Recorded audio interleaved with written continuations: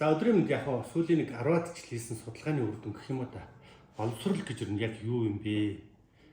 Одоо орчин үед ямар боловсролыг хүмүүст олгуул илүү үр дүнд хүрэх юм бэ гэдэг боловсролыг хардаг өнцгөө одоо маш сайн тодорхойлж авахгүй бол манай Монголын боловсролын систем дунд шатандааш, доод шатандааш, ям тамган газараач бодлогын хувьд бүгд дампуурсан.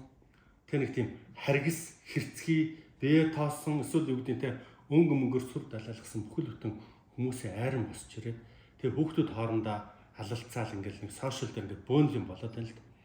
Одоо бол бид нар цаашдаа амжилттай явахын тулд яг боловсрол гэж яг юу юм бэ гэдгийг тэр боловсролыг бүрдүүлж байгаа ааш 2 ааш 2 он юу юм бэ гэдэг шиг бичил элементүүдийг маш нарийн тодорхойлох хэрэгтэй болчиход байгаа байхгүй. Тэг яг бид нар бас янз бүрийн байдлаар туршиж үзээл, янз бүрийн байдлаар дүгнэлт хийж үзээл, тэрүүнийгээ ингээд одоо насан турсан болно. Одоо хүүхдүүд дээр туршилт гэдэг юм уу да ингээд энэ чиглэлээс нь харуул яана гэж ингэж олон удаагийн орлогын үед бол үр дүнд нэг боловсролын вектор гэж нэрлэмээр юм уу да. Одоо энэ хөндлөн тэнхлэгтэр босоо хөндлөн тэнхлэгтэр боловсролыг байрлуулж үзээд боловсрол гэдэг зүйлийг бүрдүүлж байгаа бичил хэсгүүд юу юм бэ гэдэг талаас нь дүгнэх гэж үзсэн. Дүгнэх гэж байгаа. Ер нь ийм л юм байна гэдэг боловсролыг хэрвээ энэ дүгнэлтийг одоо гэдэг боловсролын бодлогодоо, боловсролын хуульдаа шигтгэхэд өгчвөл бид нар өнөөдрийн боловсролын тогтолцоог оронгоор нэрвүүлэх боломж байгаа байхгүй. Тэгэхээр боловсрол дээр бол хамгийн бидний нэг тооцох ёстой зүйл бол өгөгдөл, удам ясны мэдээлэл гэж ясаар, цусаар, эцэгээс дамжиж ирж байгаа бүр ингээд бидний үүсэл үүдлийн дээд эцгүүдэд байгаа эцгүүдээр дамжиж ирж байгаа ч гэдэг юм уу тэр нэг их мэдээллийн сангаас дамжиж ирж байгаа өгөгдөл бол маш чухал зүйл байхгүй. Одоохондоо бол энийг зөвхөн авиас гэдэг хэлбэрээр нь харчаад тэрийг хэрхэн яаж хөгжүүлэх вэ гэдэг талаар боловсрол дээр тусгай бодлого байхгүй. За бодлого байхгүй болох тэр одоо юу гэдэг нэг тийм яснаас дамжиж ирж байгаа ураг удмын мэдээлэл гэдэг юм уу тэр үг дээдс онгод дээдсүүдтэй холбогдлолтой мэдээллүүдийг мэдээллийн их үүсвэр биш гэж үзээд тэрийг нөгөө мэдлэгийн нэг хэсэг гэж үзэхгүй болох тэр бид нар өрөөсөх мэдлэлтэй. Тэгэд энүүтэй холбогдуулаад магадгүй далд ертөнцийн тухай тэр одоо юу гэдэг нарийн одоо оюун санаа зөв бэлгийн мэдрэмжээр дамжиж ирдэг тэр мэдрэмж мэдээллүүдийг тэр ур чадваруудыг боловсрол гэдэг ойлголтоос аваа хийчих ярих хэрэгтэй болчихдог. Боловсрол өөр доголдолтой хэсэг болчиход байгаа. Дараа нь өгтөр өнөөдрийн боловсролын тогтолцоо бол бүх зүйлийг мэдлэг, мэдээлэл хоёр дээр суурилсан байгаа. Зөвхөн энэ бол юу гэдэг нь энэ одоо газар дэлхий гэдэг юм уу, хүмүүний ертөнцид гэдэг юм уу, бидний өнөөдрийн шинжлэх ухааны таньж олж мэдсэн мэдлгүүдээр хүмүүсийг цэнэглэх гээд байгаа. Өнөөдрийн манай боловсролын тогтолцооны гажиг болчиход байгаа. Бүх төвшөнд 1-р ангиас эхлээд хөөгд, цэцэрлэг, сургууль, багнаас ихтэй сургууль гэдэг бүх төвшөнд зөвхөн мэдлэгдээр суурилсан боловсрол явж байгаа нь энэ бүхэл бүтэн 4 том системийн зөвхөн 25% дээр суурилж ажиллачаад тэгээд ирээдүйд одоо юу гэдэг нь маш тийм хүчрхэг хүний бүтээн гэдэг бол утгагүй болчиход байгаа. Гэтэл өнөөдөр хиймэл оюун ухаан болон интернет мэдээллийн технологи хөгжсөний үр дүнд мэдлэг мэдээлэл гэдэг зүйл ямар ч үн цэнэгүй хогшиг болчиход байгаа. Асуу хариулна. Чи зүгээр л энэ технологиг ашиглаж чаддаг байхад л бүх зүйл дээр мэдлэг мэдээлэлүүд байхад энэ өөр үн цэнэгүй хүн жоохон хичээг танаас чамаагүй олж авах болцоотой байхад одоо болтол боловсролын тогтолцоо өөрөө мэдлэг мэдээллийг чухалчилж байгаа нь бидний өөр хоцрогдох шалтгаан болчиход байгаа. За дараа нь бид нар өдөр тутмын амьдралдаа хийдэгч огт тоодгүй зүйл бол өнөөдөр маш хүчтэй гарч ирж байгаа. Хамгийн нэгдүгээрх нь бол бидний амьдралыг дадал зуршлууд бүтээж байна. Энэ давтамжтай олон удаа үйлдэлсэн үйлдэлүүд олон удаагийн үйлдэлийн давтамжууд өөрөө хүний амьдралыг бүтээдэг гэдэг. Тэгээ бид нөгөө хүүхд тахт чинь аав ээжүүд ажил хийгээс сурчхаа, нэг юм их сурчхаа, тэр нь чамаас хинч булааж авч чадахгүй гэд. Тэгээд яагаад байгаа юм? Тэгээд байнга захиад ядаж нэг аяагуугаа сурчих гээд. Нэг юмыг сурцсан хүн чинь тодорхой тийм ажил үйлдэл хийх тийм дадал суучдаг.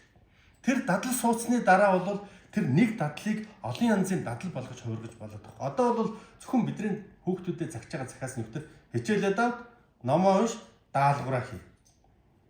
Нөгөө дахиад мэдээлэлтэй харьцах зүйл дээр яриад байгаа болохоос тэр амьдралын өдөр тутмын үйл явцад давтаж амьдралын өдөр тутмын үйл явцад оролцуулж тэр хүүхдийг чанж болохгүй болох тэр нэг тийм зүгээр л нэг тийм хийргсэн баахан мэддэг юм уу гэхтэр баахан мэддэг мэддгүй юм уу гэхтэр баахан мэддэг юм уу гэхтэр юу ч хийж чаддгүй тийм цоошин үеийг бид нар бүтээч. Тэрийг Gen Z гэдэг 9 шидийн нэр өгөөд хөөргөд байгаа нь бол өөрөө энэ боловсролтой холбоотой зүйл.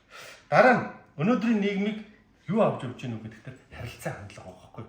Харилцаа хандлагыг хар бага наснаас нь босхон дээр гიშгэж болохгүй, хаалга алдаж болохгүй, ус руу сууд усааж болохгүй, юу гэдэг те байгаль дэлхийгээ хамаагүй газараас мод хатаж авчихгүй, амьтантай зөв харц, хүнтэй зөв арт, мэндэл, хүндэл гэдэг ингээд өдөр тутмын амьдралд нь болно болохгүй гэдгийн заагаар харилцаа хандлагад нь эерэг хандлагууд бий болгоод болохгүй гэдгийг ингээд болохгүй нүгэл гэд харьцаад болох хооронд орон зайд нь эргчлөө өгсөн байсан тэр зүйлүүдийг одоо бол бид нар харилцаа хандлага дээр огт анхаарахгүй.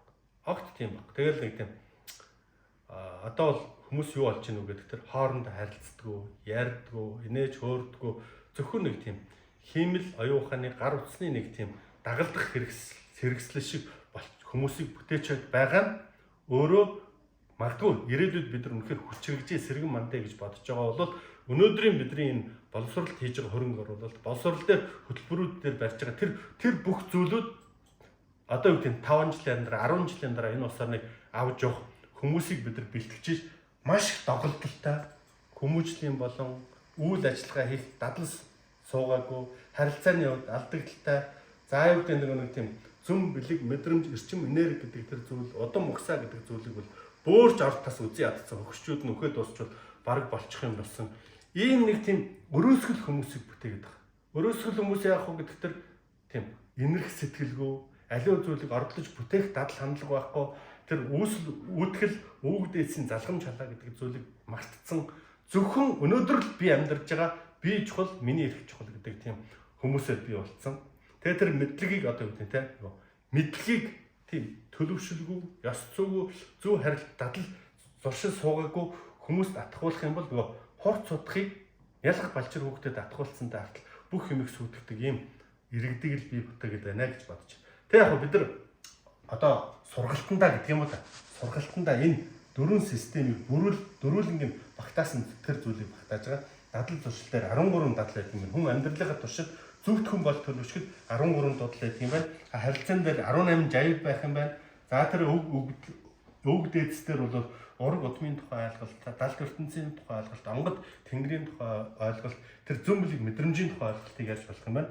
Мэдлэг мэдээлэл дээр 9 хүслийн зөв гэдэг юмд нь багтаагаад бүх мэдээллийг зэвлээд өгчих юм бол хүн аяндаа гэдэг нэг 3-4 сарын дотор ингээд аяндаа цэгцрээд өвчин зовлон, асуудал бэрхшээл, уур бухимдал одоо юу гэдэг тийм ноён нуруутай гэдэг шиг тэр ноён нурууг ийм дөрвөн зүйлээс бүтээгээд байгаа байхгүй. Тэгэхээр боловсрол гэдэг бол өөрөө шал өөр зүйл байна. Бид нар юу гэдэг энэ боловсролын системд боловсролын вектор гэдэг тэр зүйлийг одоо нэвтрүүлэх гэж ингэж оролдож ингэж хичээж байгаа. За баярлалаа.